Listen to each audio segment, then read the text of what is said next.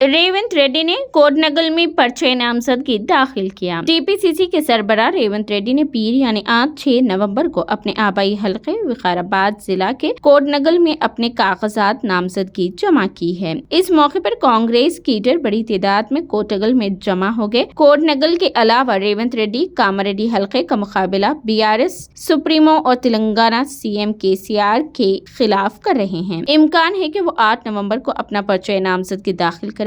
वो हैदराबाद से हेलीकॉप्टर के जरिए कोडनगल में अपनी रिहाइश गाह पहुंचे और अपनी रैली शुरू करने से पहले गड्डी बाई शिवा मंदिर में खुसूसी पूजा की। जब वो अपना पर्चा नामजदगी दाखिल करने के लिए रिटर्निंग ऑफिसर के दफ्तर पहुंचे तो हामियों ने रक्स और कांग्रेस के झंडे लहराकर जश्न मनाया।